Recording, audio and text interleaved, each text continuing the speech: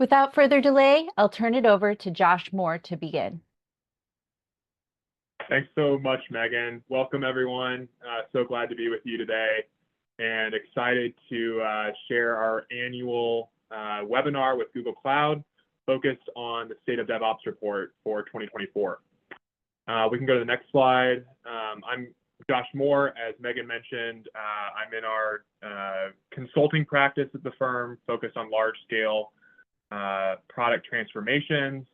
And I also lead our Eminence workstream for developer experience, which is our practice within the firm focused on DevOps, SRE, observability, Agile, and other accelerators related to software engineering.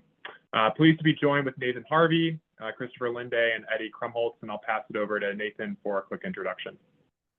Hi, everyone. Thanks for having me, Josh. Good to see you again. I'm really excited to be back for this webinar and talk about all things DORA. As I mentioned, my name is Nathen Harvey. I lead up the DORA team here at Google Cloud. DORA, as you probably know, is a research endeavor that's been going on for, well, just over a decade now. And each year we publish an annual report. If you haven't had a chance yet, I'll drop the link to that report in the chat. And I look forward to sharing some of the results from this year's findings with you soon. Thanks. Over to you, Chris. Hey, everybody. Christopher Linde. I lead our product engineering capability within developer experience. We focus not only on agile transformation, but product transformation and product engineering. So it's kind of the intersection between developing what a client wants, measuring the value, and then coupling that with the acceleration that we find within DevOps. I look forward to talking to you more. Thanks. And I'm Eddy Krumholz. I am a technology fellow with the firm. I'm also the domain CTO for DevOps and SRE for the firm. And as part of that, that includes DevOps, reliability engineering, resiliency, and other topics. So I look forward in this discussion. Awesome. Thanks so much, all. Just a quick agenda, housekeeping items before we dive into the content, the reason that I know you all joined today. So we're going to go over welcome and introductions, mostly done with that. Today's going to be split into three parts. The first is we're going to hear from Nathen around the Google Cloud summary, the executive summary, the key themes from this year's report. Then we're going to have a detailed discussion between Nathen, Christopher, and Eddy around those key themes, hearing a little bit more details on Google Cloud's research, but then also hearing the Deloitte point of view on some of those topics. And then finally, we'll hope to have 10 minutes of Q&A. And so this is the part where I remind everyone, please share questions in the chat or in the QA feature. I will be fielding those at the end. We'll also be trying to answer as many of those as we can live, but just as panelists, it's always good to see the lively discussion and reactions to the topic. So feel free to use that. And we'll also be recording today's webinar. So we hope to publish this and would love you all to share this with your colleagues and coworkers as well. So with that being said, I'll pass it over to Nathen to share the executive summary. All right, thanks so much, Josh. As I mentioned in my intro, DORA is a research program that's been running for over a decade. And in 2024, DORA, just like so many of you, has clearly entered the era of AI. Artificial intelligence has really landed on the scene. It is impacting just about every facet of work that we have, from creating ideas around what products and features we want to build, all the way through to how do we build them, how do we deliver those products, how are we running those products, and importantly, how are we getting feedback from our users? I'm sure that today you've interacted with AI, at least in some capacity. And so it's no surprise that this year's DORA report really had a big emphasis and focus on AI. While AI is kind of taking over a lot of things, we're also very early in the journey. It kind of reminds me of, when cloud first came onto the scene and started gaining traction. DORA was very lucky to be researching technology and technologists at the time. And so we've been able to see the impacts of cloud over time. And that's why this moment with AI is so exciting and special for us on the DORA team. We're getting in sort of on the ground floor, if you will, and really starting to understand the impacts of what does introducing more AI do to things like software delivery performance, organizational outcomes, and really importantly, well-being for the people on our teams. So just to quickly summarize some of the findings from this year's report. Number one, right there, AI, the catalyst for tomorrow's innovations. As I said, everyone is adopting AI. We see a vast majority of our survey participants and the folks that we're talking to are putting AI into practice in at least some of their daily work. We'll talk a little bit about exactly what they're doing and some of those impacts as well. Needless to say, it's a pretty exciting time. And it's a time of enormous discovery and experimentation. And so, if nothing else, I hope that you are starting to experiment with AI, both individually and on your team and within your organization. Next up is software delivery. And over this decade, Dora has always had sort of a center of gravity, if you will, around software delivery performance. And we really seek to understand what are the conditions and capabilities that a team and an organization need to have in place in order to drive better software delivery performance. And of course, we see things like agile methodologies. We see things like continuous integration, continuous delivery. This is all about how do I ship change into our production environments faster and safer. And the reason that we want to do this is to drive those experiments. We want to learn as much as we can so that we can provide the best value to our end users. And that leads, of course, to better organizational performance. And like I said earlier, well-being for the people on our team. Third up, thinking about those people in the system. If software delivery performance is the center of gravity for Dora, people and culture has always been the foundation. We always see these dramatic effects that having the right culture in place, treating your team members well, and really promoting that well-being across your team is so critically important to being able to achieve those successes. And so we look at this idea of really empowering developers. And developers in that instance really speaks to all technical practitioners. We want to make sure that we're empowering everyone on these technology-driven teams working in these technology-driven organizations. And one of the emerging trends in that space is this idea of platform engineering, a set of shared capabilities that enable teams to focus on the work at hand and maybe take out some of the extra cognitive load that they might have that is maybe not as germane to delivering value to the end user. And we'll talk a lot as well about this idea of the end user, the customer of the services that you're building, and the importance of staying focused on them. We call this idea user centricity. Are you taking a user centric approach to how you're delivering?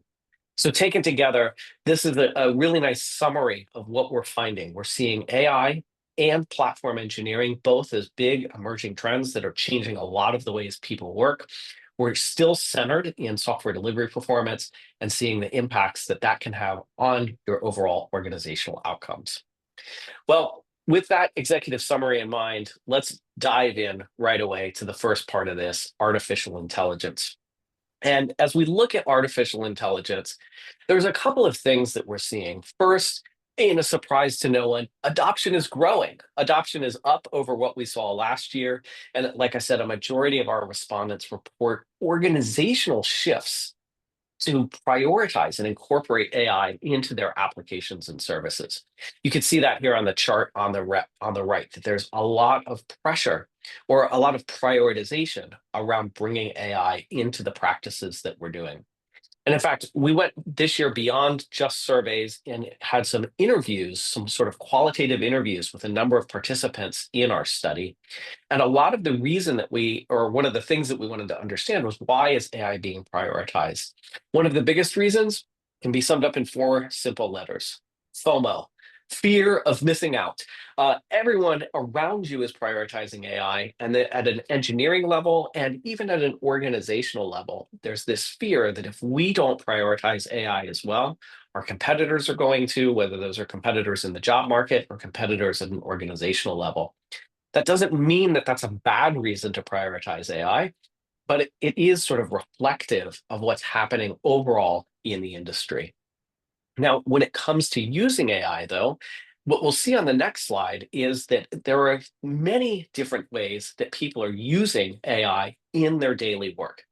In fact, almost 76% of our survey respondents said they're relying on AI, at least in part, for one or more of their daily professional responsibilities.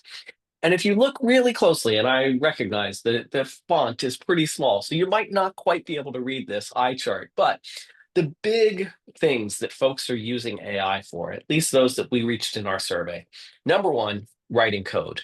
But right up there with writing code are things like summarizing information, explaining code, and code optimization and documentation. Of course, many other tasks that you could see along here, but the point is that AI is infecting or supporting and becoming a thing that we rely on across many, many different activities. And this is interesting at all, but Dora does a lot more than just figure out like what's happening. What we really want to understand is what is the impact of new capabilities and new conditions. And so we're going to take a look at that on the next slide. And really quick, I want to describe how to read this chart. On the y-axis, we have a list of outcomes, things like documentation quality, code approval speed, and so forth. And on the x-axis, going across the bottom, we have the estimated change in that outcome, or estimated percentage change in that outcome. The dashed line going up through the sort of the left quadrant of that would be a 0% change. So in other words, if we did something and there was no change, it would fall right on that dashed line. The green dots show the percentage of change, and you'll see that some are to the right of that dashed line, so some are positive and some are on the negative side. And then the bars that come out from those dots is kind of our level of uncertainty. So the wider the bar, the more noise there is in the signal that we're getting. And then overall, what this chart is showing that is as a team improves or adopts more AI within their daily practices, in this case, about a 25% greater adoption, what is the expected impact on things like documentation quality, code quality, and so forth? And what you see, first, documentation quality is kind of off the charts. It's a 7.5% improvement in documentation quality. Code quality, code review speed, and approval speed all go up as well. Now that approval speed goes up, but just a little, and some of that uncertainty touches on 0%. So there's probably a very small impact there. Cross-functional coordination, it looks like adopting more AI basically has no impact on that. Technical debt goes down slightly. That's good. We want technical debt to go down, as does code complexity, which is also good. Now, it's really interesting to look at a couple of things here. I want to look at both the top and the bottom of this chart, documentation quality and code complexity. We see that adopting more AI is helping with both of those things. But this leads us to another question. Is the documentation quality getting better because it's being generated by AI? Maybe. That could definitely be a thing that's happening. But remember one of those other top use cases that people have with AI, that's summarizing information. Well, you can improve the quality of existing documentation without actually changing that documentation at all when you layer AI on top of it to give you better summary. In other words, you might be able to get more utility out of your existing documentation through the use of AI. This same idea flows through to code complexity. Is the code getting less complex, or is the AI improving our ability to deal with and understand, comprehend, work with complex code? The answer is probably yes. Yes to both of those things. But I think it's really fascinating. And of course, these are different capabilities and conditions that tend to lead to better outcomes for technology-driven teams. Eddy, I'd like to ask you what's going on with Deloitte as it comes to AI and engineering. Yeah, thank you. Let me talk to you a little bit about AI engineering maturity. So sorry. As we explore the maturation of AI and tooling and foundational assets like large language models, vector models, along with users' capability, like agentic AI, which is making a big splash now, can lead to significant efficiency gains. So initially, these savings are expected to manifest as partial efficiency gains, resulting in increased throughput rather than direct cost savings. This is primarily due to the limited availability to impact the entire headcount. at the early stages. Now, the AI engineering maturity spectrum is divided into 3 stages: initial, advanced, and mature. At the initial stage, the focus is on basic piloting and adapting to AI enablement, typically in the shape of a pilot. Here, developers primarily use commercial off-the-shelf products, target at specific use cases. The efficiency gains at this stage are relatively modest, can range from 2% to about 5%. And in some of our clients, we have seen savings from 2 million to about 4 million just to start.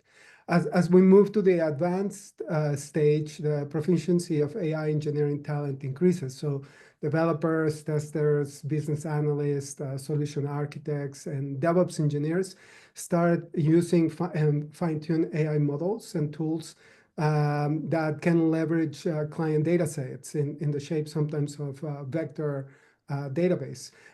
This stage sees more significant impact with efficiency gains from 7 to about 10%. And the same example client that I was mentioning before is between 10 to 13 million. Finally, at the mature stage, the AI engineering talent is highly proficient, and the use of AI tooling is finely tuned. You're standardizing and maximizing gains.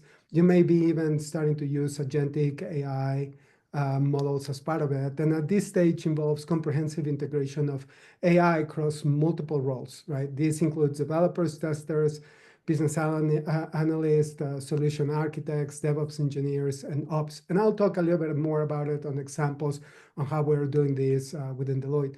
And here we see efficiencies from 10 to about 15%.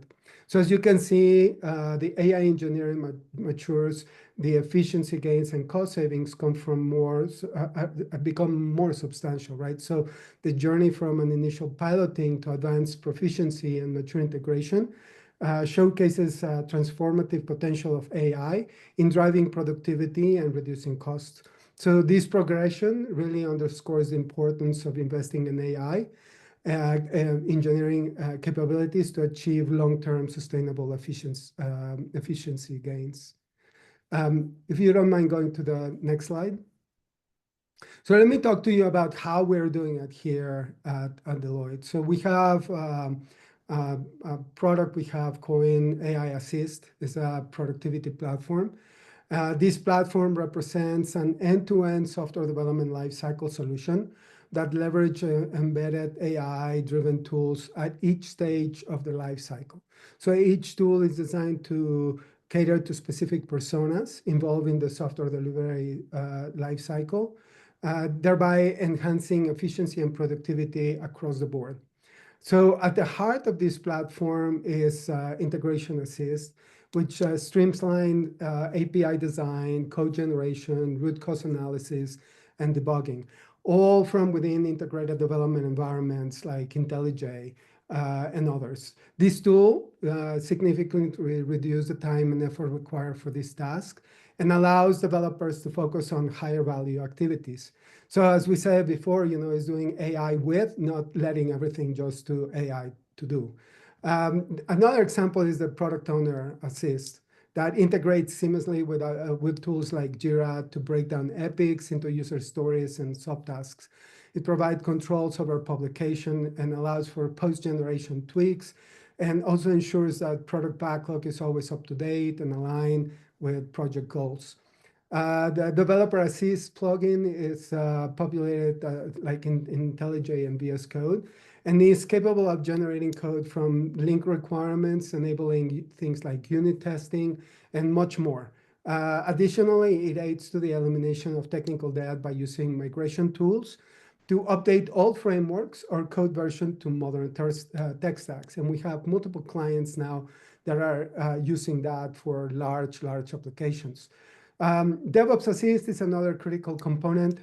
It helps generate infrastructure as code using, for example, Terraform scripts based on simple English language, or even generating CI/CD pipelines, CI/CD rules and persona-based dashboards through graphical input and others. This tool really automates the creation of infrastructure or pipelines, ensuring consistency and reducing the risk of human error. There are others like the Data Engineer Assist that focuses on creating SQL data definition language, or DDL, and data manipulation language, DML scripts for modelers and engineers, and also helps automate the creation of scripts for data migration, batch processing, and others. Other two personas is the project manager and the QA assist. On the project manager, it allows you to help develop and refine regular project manager activities. You can automatically generate weekly status report, raid logs, minutes, and others. On the QA assist side, you can use it to support testers, creating test scenarios and use cases for code validation. It also automates the creation of integrated tests for APIs. So that way you ensure comprehensive test coverage and reduce the time required for manual testing. And last but not least, we have the Architect Assist that automates the creation of things like documentation, sequence diagrams directly from user stories, and ensures architectural documentation is always up to date. So in summary, the Accelerator is it's a comprehensive solution that enhances efficiency and productivity across the entire SDLC. And you can leverage across each stage. It enables teams to focus on high-value activities and reduces manual effort and for achieve better outcomes. So this platform exemplifies the transformative potential of AI in software development and project management. So I'll please pass that to you, Nathen. Yeah, thanks, Eddy. I love how this takes a comprehensive approach. You know, there's so much that we've, as an industry, been focusing on using AI to develop code.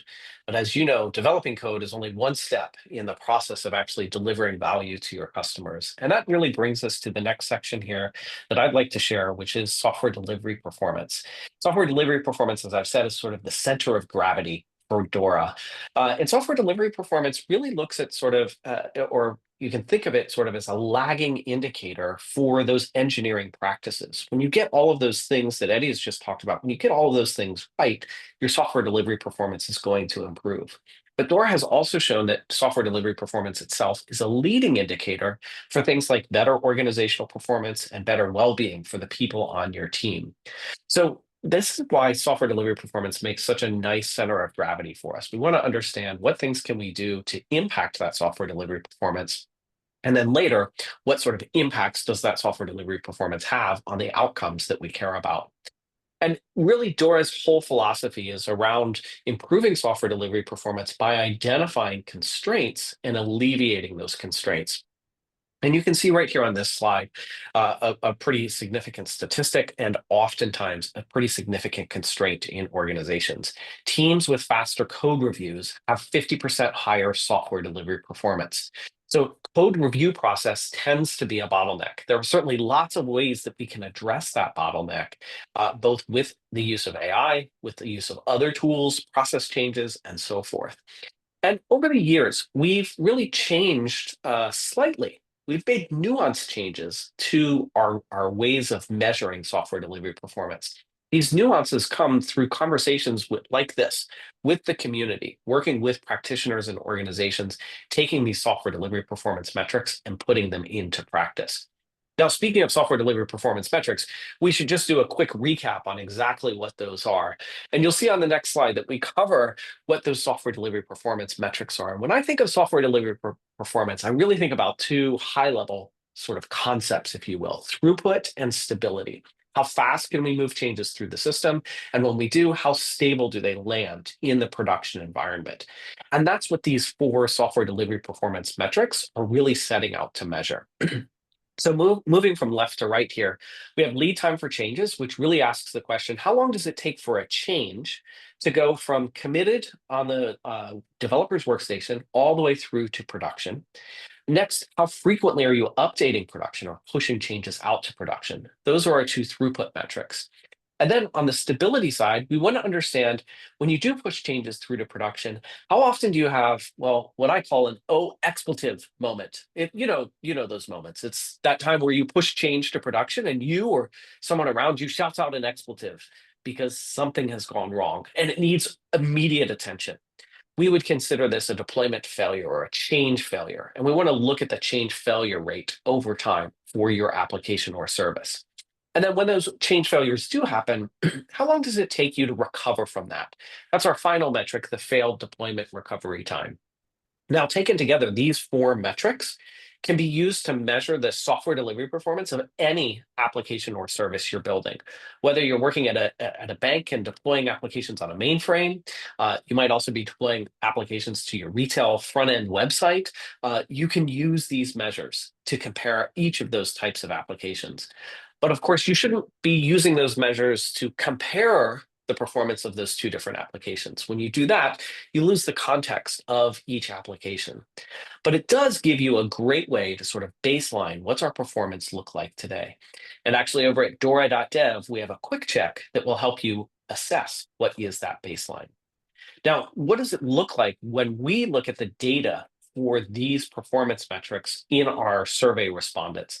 On the next slide, you'll see that one of the things that we do is we look at these performance measures across our set of survey respondents.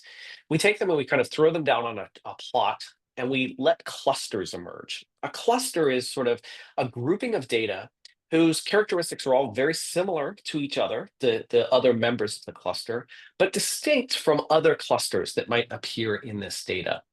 And one of the things that we do is we use this cluster analysis to understand sort of what's the temperature, what's the state of art today across the industry. You see, our survey hits organizations of every shape and size, large banks, small technology startups, and everything in between, including, of course, government agencies. I saw there was a question there about government agencies. I will say that in 2024, you can check out the DORA report. We had about 4% participation across our survey participants were self-identified as working in the government. So we don't have a lot of deep data there, but I'll share some more in the chat here in just a minute about how you should think about industry like government. But coming back to this cluster analysis, we use this cluster analysis to identify like what are the different types of teams that are out there. And we label these teams low, medium, high, and elite performers. And something that we see typically happen is that throughput and stability tend to move together. And in fact, you can see that here in this chart. The elite performers, the best of the best, have very good scores across change fail rate, failed deployment recovery time, both of those stability metrics, deployment frequency, and the change lead time. So all 4 measures, they're doing well. The low performers, well, they have a lot of opportunity to improve across all 4 of those metrics.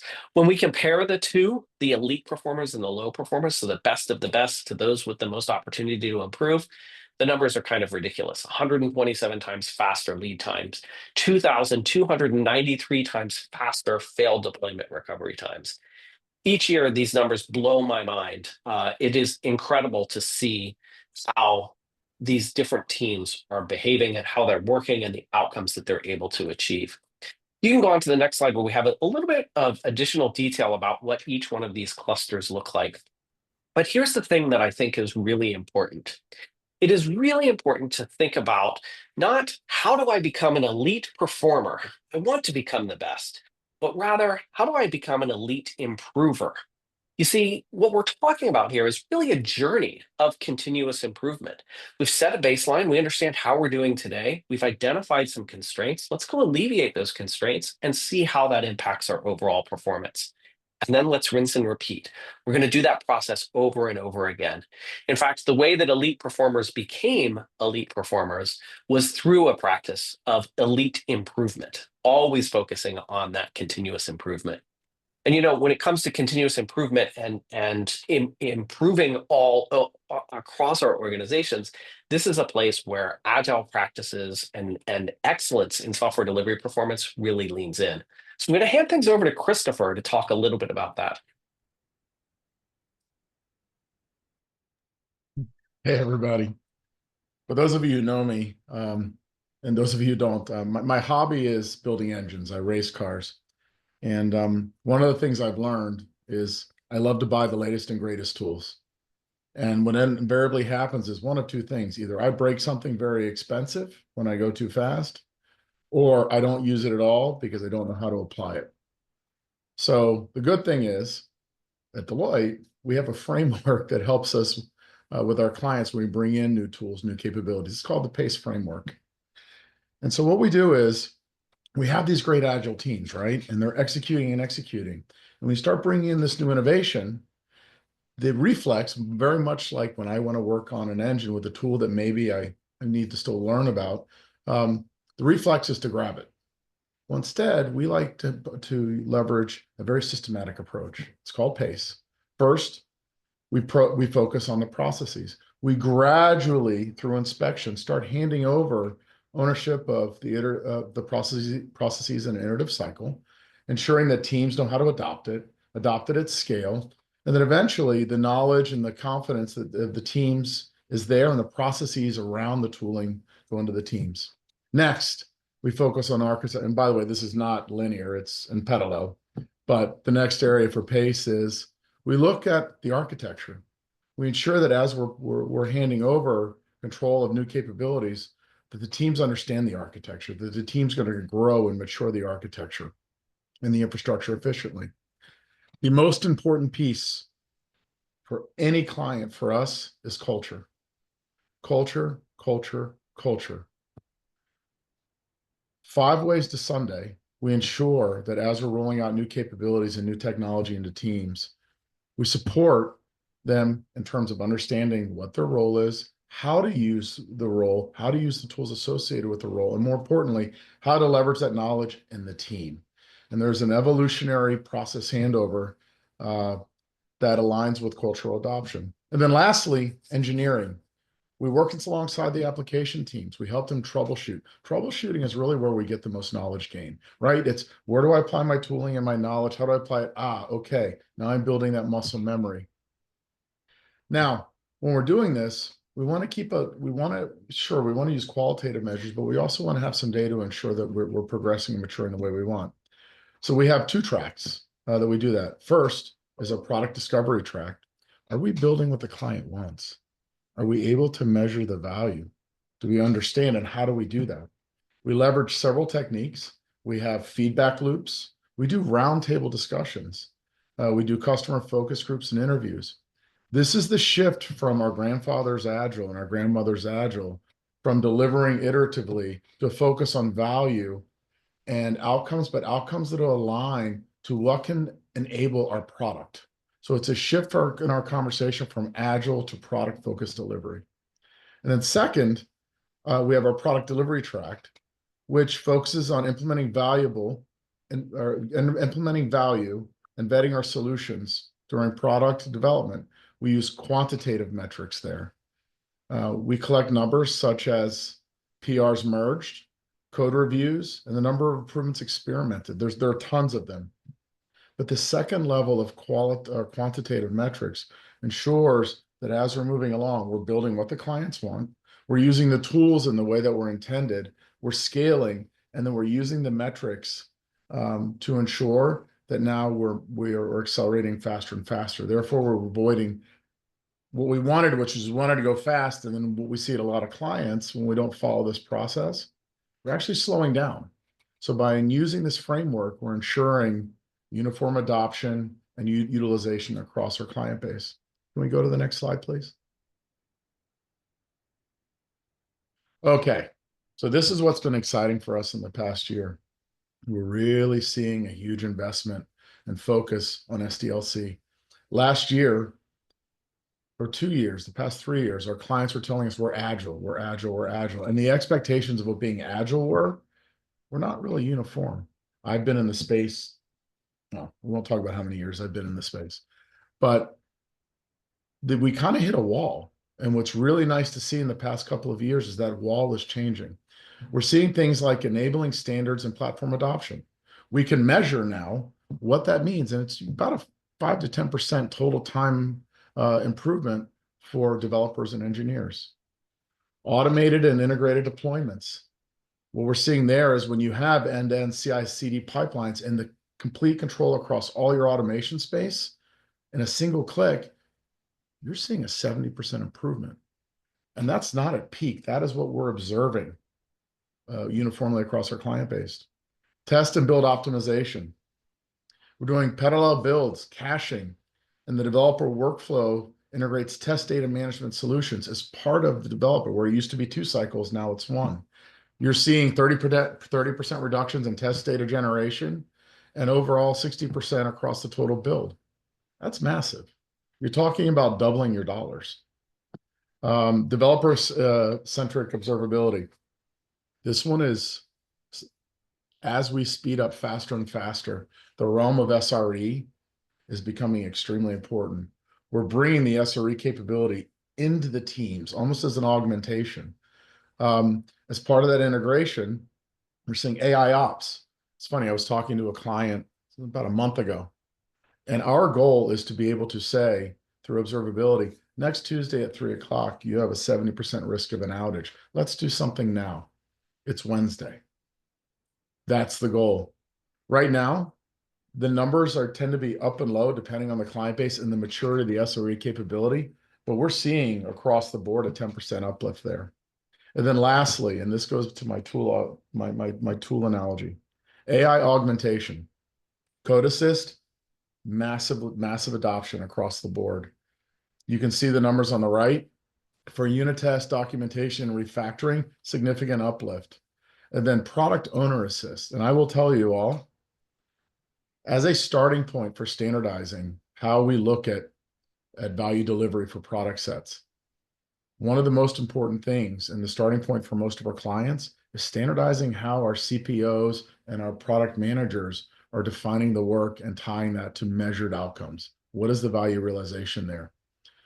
When that at a process level, process before tool, when that at a process level is nailed down, we're seeing a 40 to 60% total time reduction spent when you're creating your epics and stories.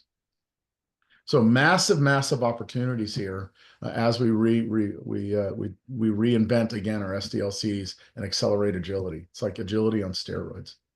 Why don't we go to the next slide? So AI assist. This is what I was thinking about when we're talking about the tools. There has been a bit in the industry across sectors, a big jump in AI. And it is a massive force multiplier when leveraged with careful transformation introduction into the organizations. When you see acceleration, we just talked about the product owner, story development, epic development, automation of some of the more cerebral tasks that we're seeing with developers. QA, massive improvement, not only in the time required to build your tests and create that assurance, but also the reduction in time for retest, right? Because this is continuous. AI brought into architecture, and then obviously AI into DevOps.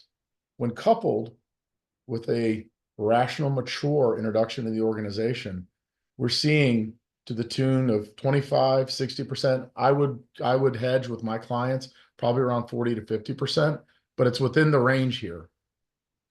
Massive productivity gains. So the moral of my story is SDLC on steroids, massive focus on transformation and adoption, and then seeing very significant outcomes as part of that. That's what we're seeing. Hey, Nathen, what do you think about what I'm saying? I think it's super important, and I love the people first approach that you have. Dora has just shown that culture is that fundamental driver of everything that happens, and that really starts with people. And it's people, process, tools. Sure, we can buy more AI licenses, but if we don't take the people and the process into consideration, we're just simply not going to see any change. Well, with that, let's move on to one other topic that we have and that we looked into, which is platform engineering and the developer experience. So a platform is a set of capabilities that's shared across multiple applications or services. The platform's goal is typically to improve the efficiency and productivity of software delivery. And a company may have multiple overlapping platforms, but in general, we think about all of these as the platform. In our research, we also make it clear that a platform engineering team, a team with the name platform engineering, is not necessarily required in order to have platform engineering in place. When you do have a team that is platform engineering team, it's typically a group of people that are dedicated to building and running that platform.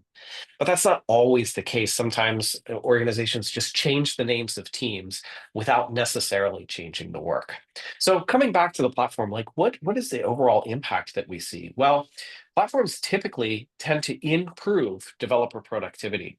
What this chart shows that the collection of dots on the left-hand side is estimated or groupings of productivity, developer productivity without a platform. And the green dots are with a platform.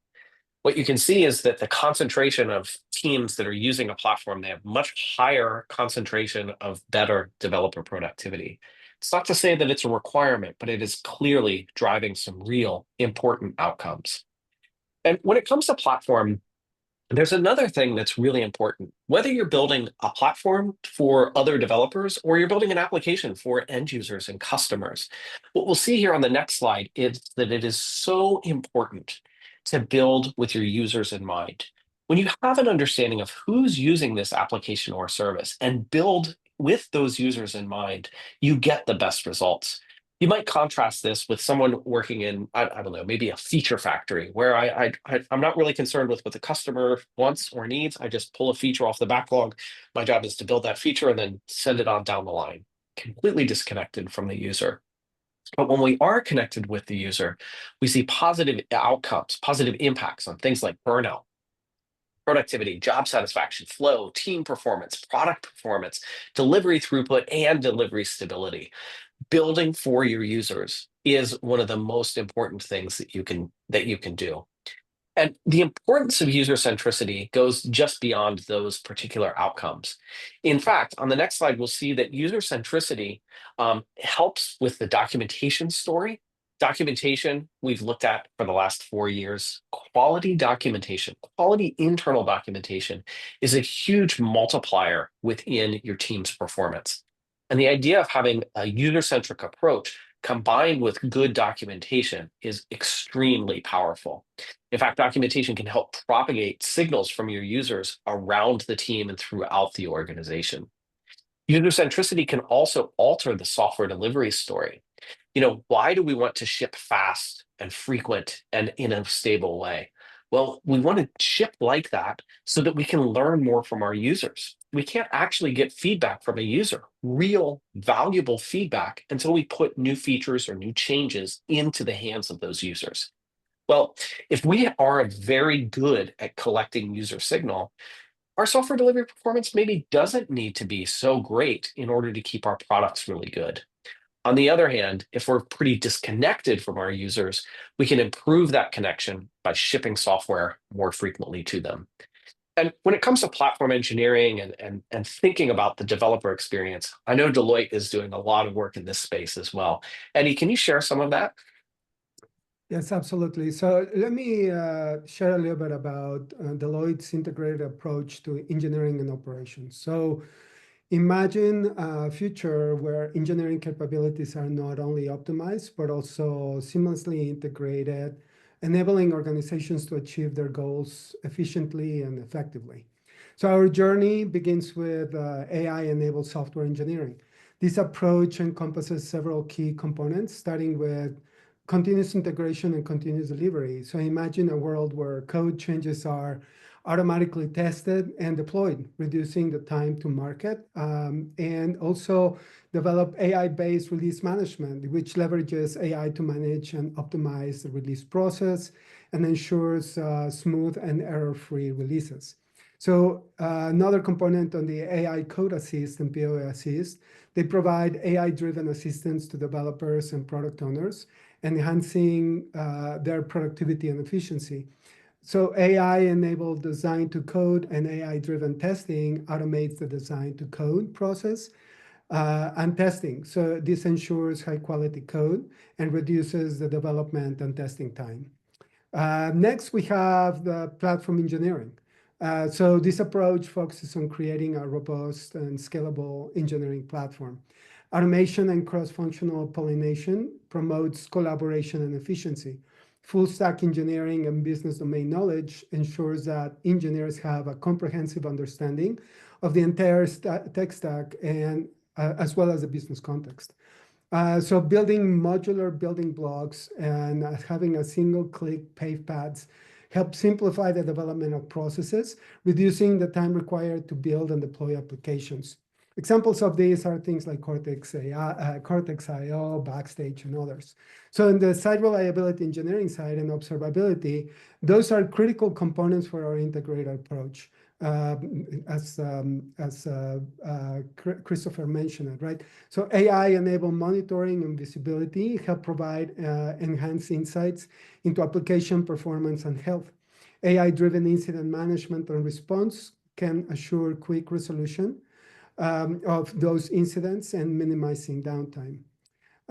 Last but not least, AI-based predictability or predictive analysis leverages AI to predict and prevent potential issues before they even become a real issue in production. So this ensures reliability and stability of application. The outcomes that are enabled by this integrated approach are pretty substantial. We see that we achieve modern software architecture, enhanced developer experience with AI-enabled SDLC, increased stability, reliability, and high availability, as well as cost reduction, optimization, reducing time to market for customer-centric outcomes, continuous improvement, and value delivery mindset.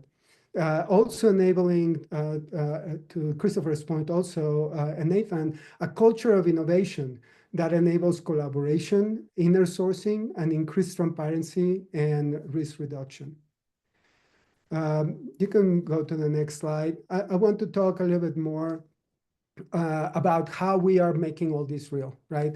So we have a set of developer experience assets. And these are some that we have developed. It's a suite of tools designed to enhance the overall developer experience.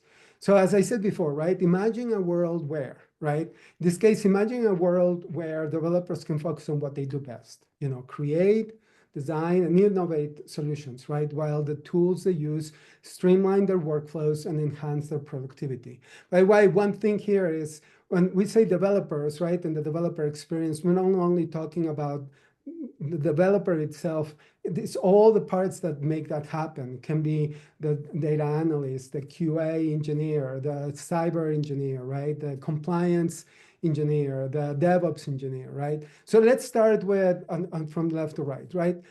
We call this enable the change, make the change, measure the change. So from the left side, we start with the software factory, which enables that change. This is an internal developer portal that we have built on Backstage.io. It unifies the developer systems and utilities, as well as templates and things like that, into a common platform for discovery, development, and deployment of applications. So imagine having an industrial capability to quickly deliver secure and high-quality software.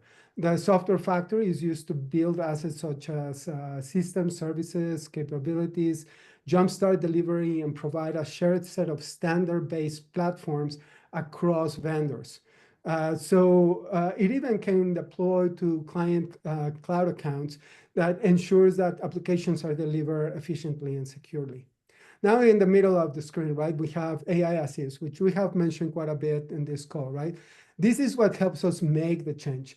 This is the end-to-end SDLC platform that leverages embedded AI tools across the SDLC. So in this case, imagine the platform that can integrate to cater to your unique needs, drive business impact, and craft versatile solutions. So AI Assist has already conducted over 10 delivery proof of concepts and scaled to over 1,000 people. It has produced 35,000 plus synthetic prompt variants to accelerate model training and completed over 150,000 reinforcement learning points for human feedback, or RLHF tasks, to fine-tune model weights and biases. And additionally, it has generated over 1 million zero, single, and multi-shot prompts and completion in accordance with strict training regime.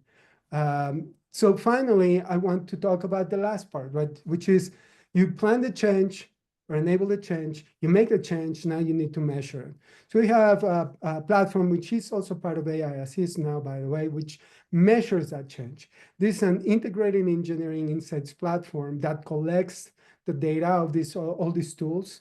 It automates the policies or guardrails around the developer experience.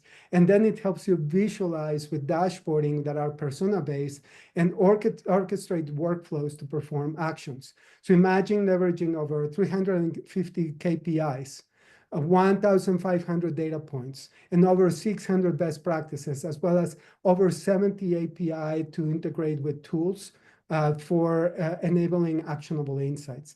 So DXP provides enhanced visibility for developers, offering insights into application performance, infrastructure health, SDLC across every step of the way, persona-based dashboards that monitor things like all these DORA metrics that we talk about, mean time to change, as well as cost to change, productivity, quality, and both at the line of business level, as well as at the enterprise level, as well as increased compliance and cost efficiency, which are achieved through rules engines and workflow orchestration.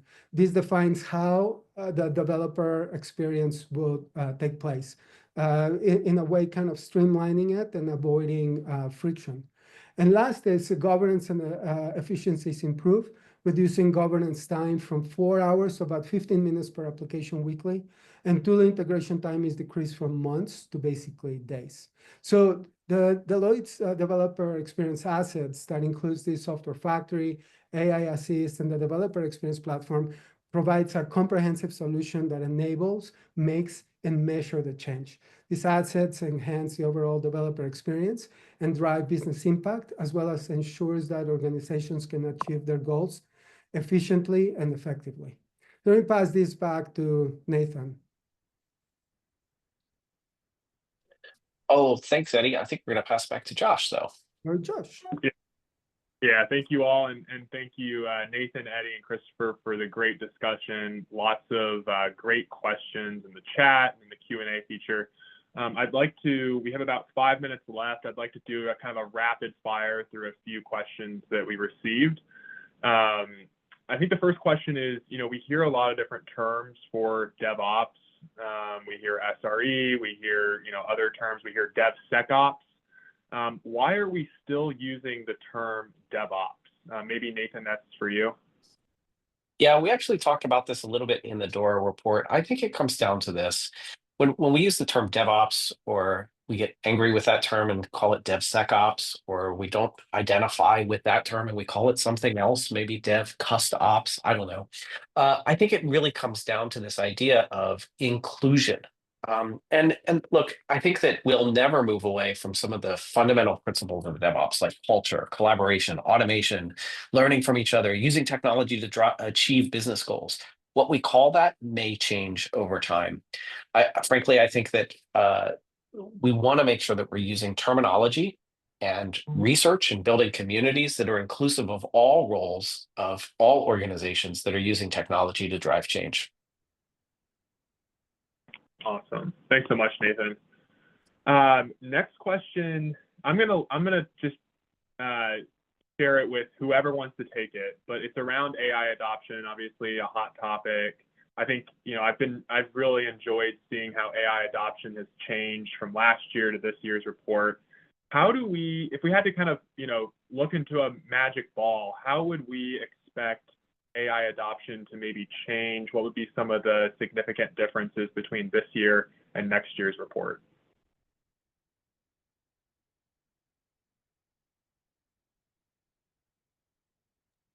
I can jump in. I sense silence is gold. But so the way that I see it, I don't know if how many of you have seen this, but I truly recommend you look at this. Is the tech trends for 2025, which is also loaded with a lot of advances on AI, right? And when we do the